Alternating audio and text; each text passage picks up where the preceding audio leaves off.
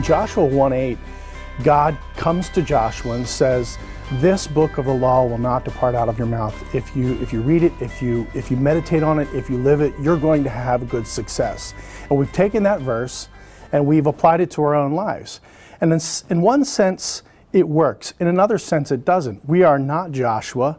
We're not about to go into a foreign land and be told to conquer and utterly destroy these people. We're not in that specific context, specific situation. However, in another sense, that promise does work for us. Here's the problem though. How do we define success? Unfortunately, in the 21st century, we, even as Christians, define success in a couple of very limited ways.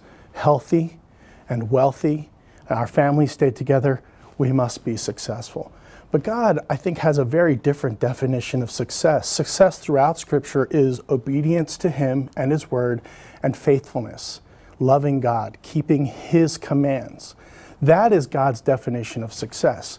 Would anybody say that the Apostle Paul, who was ultimately beheaded, was not successful? You read about the prophets of the Old Testament, the apostles of the New Testament, most of which were killed for their faith.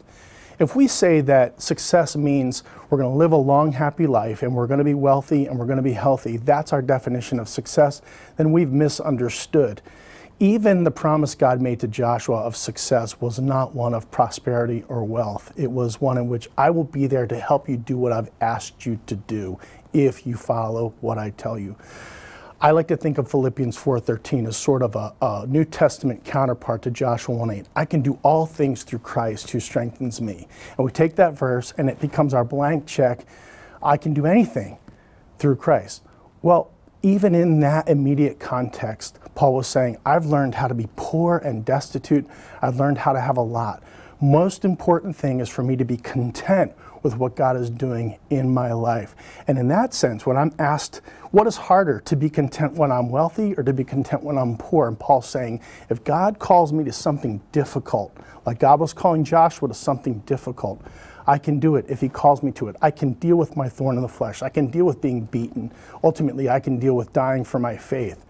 That's a different kind of success than we like to think about, especially in American Christianity.